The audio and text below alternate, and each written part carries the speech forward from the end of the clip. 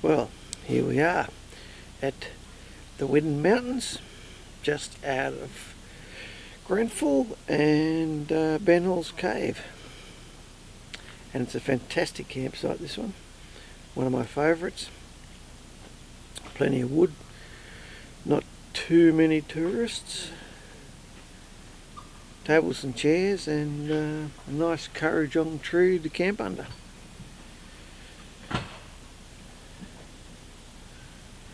And you'll have to excuse me now because I've got an important radio program to listen to.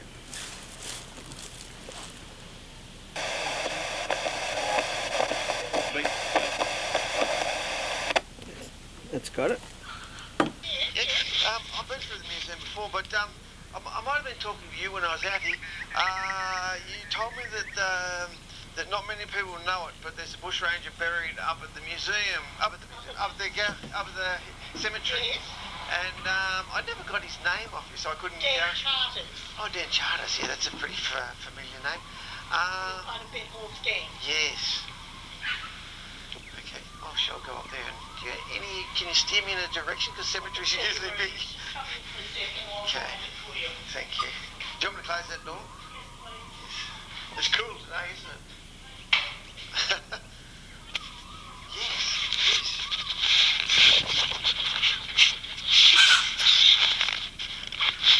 Oh, you've got a record of where people are buried. Yep. I should come back in tomorrow and just have another look. You can never see everything in one visit, can you? No. It's a good little museum, this one. Well, not little. He lived till he was 84. Right. And how come he wasn't charged with any of the He was, yes, he was charged. Yep. He did spend time in jail. He was the informant, if you like to call him that. Okay. But he did not name Ben Hall as part of the gang. Right. He was very loyal to Ben because he'd been given such a bad time. Yeah. It is written up over there. Okay. He did serve some time in jail. When he got out, he was at Carcoar for a little while and then moved here and lived here. Police informer. Died in Grenfell in 1919, aged 87 years. No, I haven't got anything else. There's probably more information. The Charters claimed that he left with Gardner and after they chased. But he didn't dob in Ben, because he had... wouldn't turn on. No, that's interesting. He seemed to have a lot of respect with a lot of people, didn't he? Yes, he did. Well, the dirty was done on him well and truly, from the police right down to his wife and all. Yeah. So, there it is there. Yeah, that's right, and his wife. Dan came to Australia with his parents, Daniel and Margaret Charters, from Ireland in 1846. He was their only son in a family of 4 daughters. He lived out here. He was arrested with them for the gold escort robbery. He turned informer. He refused to implicate his friends Hall and O'Mealy in the robbery. He later became a police groom and horsebreaker. Received an award of £150 in 1863. He left the area. Then in 1867 he purchased 80 acres near Carcoar and married Emmeline Boss, although it isn't his wife. Maria is his mother, I'd say. No, couldn't be. 8 children were born to the couple. He returned to Grenfell District late 1890s working for Crawford. That was the property owner here. Later returning to Grenfell to live working as a shearer and drover. He never spoke of his bushranging days. Thank you very much. You have a nice afternoon.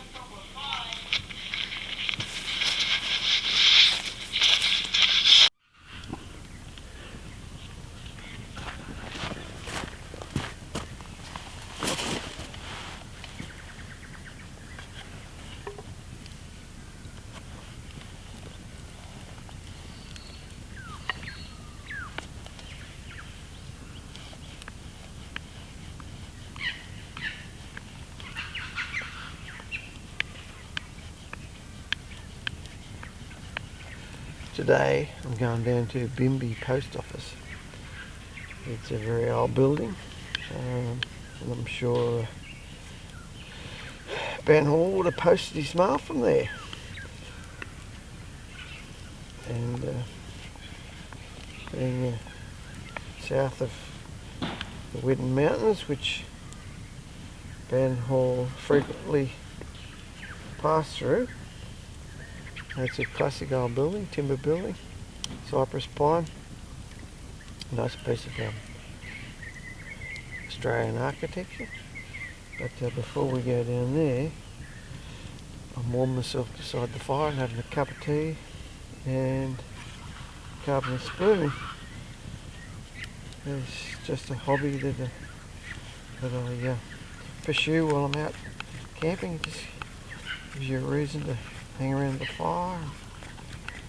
After that, I'm going to cook a loaf of bread, and that's a little spoon I carved earlier today.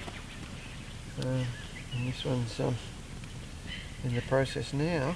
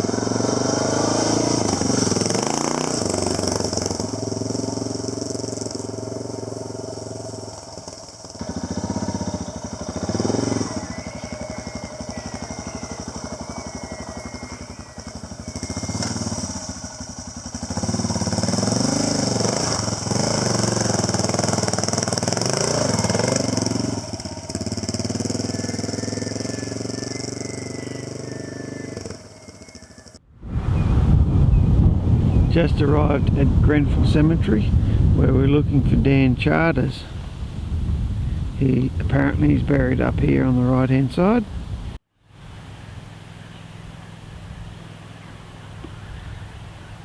There used to be a lot of really old graves in the cemetery, more so than most I've been to. And just down here we've found Dan Charters' grave and his wife and possibly one of his sons in the Grenfell Cemetery.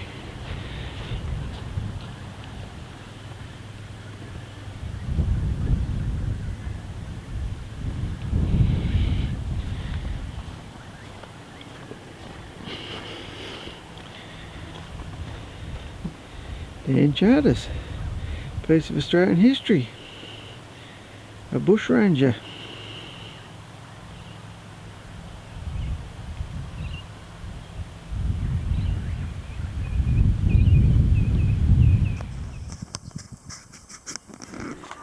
On my way back from the cemetery, heading towards my campsite, I've dropped in to have a look at an old post office. Here we are at Bimby Post Office. Building's not quite as old as I thought it would be. Still, it's interesting. And Patterson lived nearby at one stage. Banjo Patterson, that is. God, that bloke got around.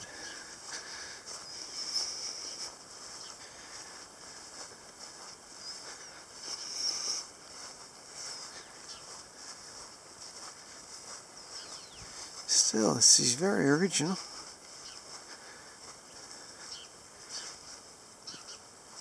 This sign's just documenting the some of the floods here.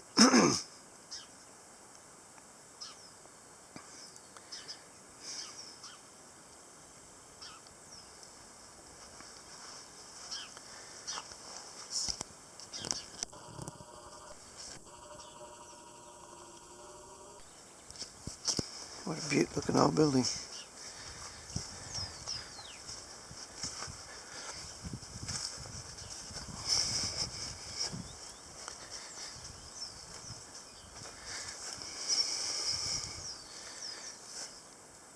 Looking at those dates, maybe Ben Hall didn't post his mail from here. But what I do know is there was a pub or inn around here somewhere, or a shanty that he used to frequent and have a few ales.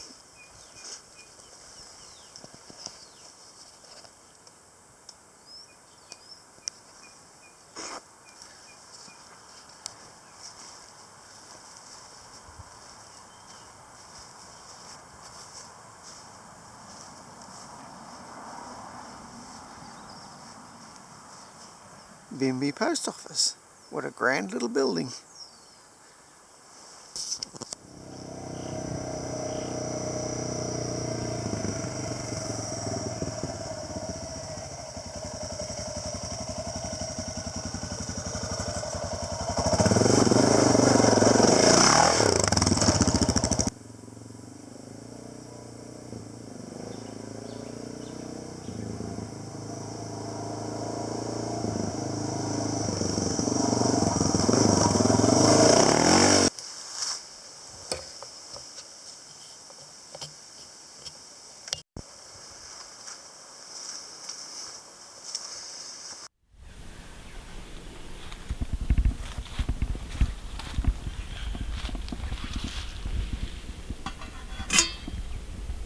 Got some yeast in there growing for the bread.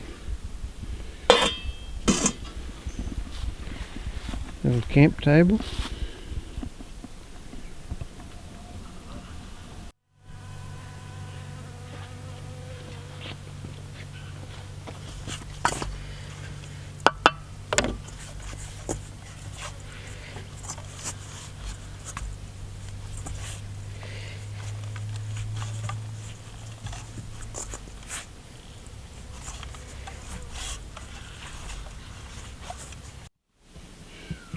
I've cooked a few dampers now before, and I generally judge it okay. I burn the odd one, but this is the first time I've cooked an oatmeal damper.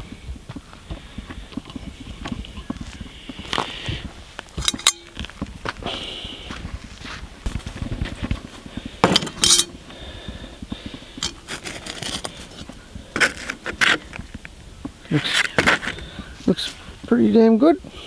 Lashings of butter and jam, and that'll go down really well with a cup of tea.